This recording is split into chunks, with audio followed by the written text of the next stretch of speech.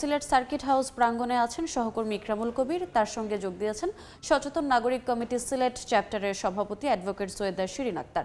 সরাসরি যাচ্ছে সেখানে ইকরামুল কবির। আমি এই মুহূর্তে আছি সিলেট সার্কিট হাউসের প্রাঙ্গণে। ইতিমধ্যে আপনারা দেখেছেন প্রতিবেদনে সিলেটের গ্রামীণ অবকাঠামোর একটি করুণ দশা আমরা দেখাতে পেরেছি। এই বিষয়ে কথা বলার জন্য আমার সাথে সংযুক্ত হয়েছেন সচেতন নাগরিক কমিটি সিলেটের সভাপতি, যেই কমিটি টিআইবি দ্বারা অনুপ্রাণিত, সেই সচেতন নাগরিক কমিটির সিলেটের সভাপতি অ্যাডভোকেট সৈয়দা শিরিন আক্তার। আমি আপনাকে আমাদের সাথে সংযুক্ত হওয়ার জন্য কৃতজ্ঞতা জানাচ্ছি, আবার ধন্যবাদ জানাচ্ছি। আপনি প্রতিবেদনে দেখেছেন যে সিলেটের গ্রামীণ অবকাঠামো বিগত সরকার আমলে 500 কিলোমিটার সড়কের জন্য 500 কোটি টাকা চাওয়া হয়েছিল, এবং যেটি 7টি বিভাগের অনুমোদন করা হলে সিলেট বিভাগের অনুমোদন করা হয়নি, এবং সিলেটে সবচেয়ে বেশি বন্যা হয়েছে।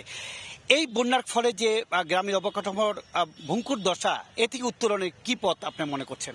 ধন্যবাদ আপনাকে, আপনি ঠিকই বলেছেন। আর আসলে সিলেটে যে গোয়াইনঘাট, জাফলং এইসব এলাকা থেকে সিলেটে আসা যাওয়ার একমাত্র গুরুত্বপূর্ণ রাস্তা, অথবা একমাত্র রাস্তায় আমি বলবো এই যে এই মহাসড়কটা, এটার যে অবস্থা, এতে করে আসলে আমি মনে করি যে এখানে সাধারণ মানুষের চলাফেরা করা যেমন খুবই কষ্টকর হয়ে গেছে, বিশেষ করে যদি কোনো রুগী সিলেট আনতে হয় অথবা কোনো গর্ভবতী নারী হয়, তার কিন্তু একদম মৃত্যু ঝুঁকি থাকবে।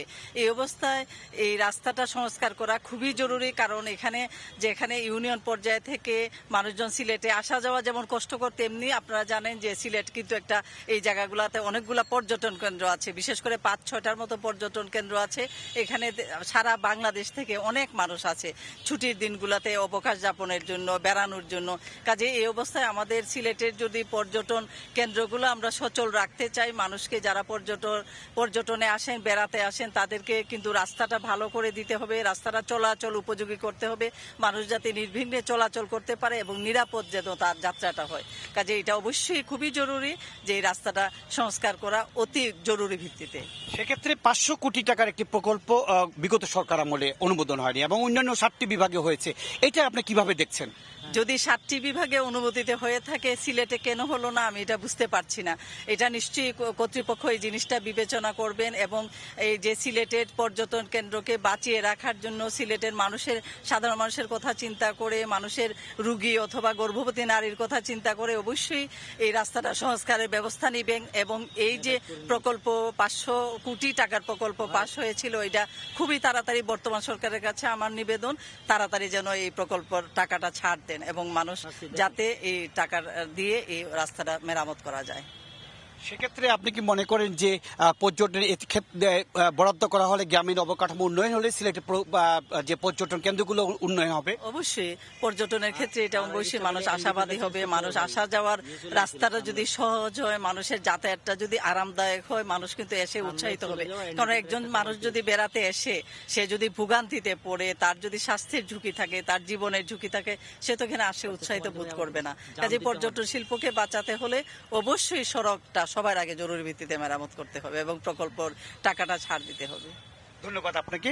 শুনছিলেন সচেতন নাগরিক কমিটির সভাপতি অ্যাডভোকেট সৈয়দা শিরিন আক্তার বলছিলেন যে অতি দ্রুত এই যে গ্রামীণ অবকাঠামো বা গ্রামীণ সড়ক অবকাঠামো উন্নয়ন অতি দ্রুত এটির ব্যাপারে পদক্ষেপ নেওয়ার জন্য তিনি সরকারের প্রতি দাবি জানিয়েছেন, এবং তিনি জানিয়েছেন যে সিলেটের যে পর্যটন কেন্দ্রগুলো আছে, সিলেট বিভাগের 35টি উপজেলার কোথাও না কোথাও অনেক পর্যটন কেন্দ্রগুলো রয়েছে।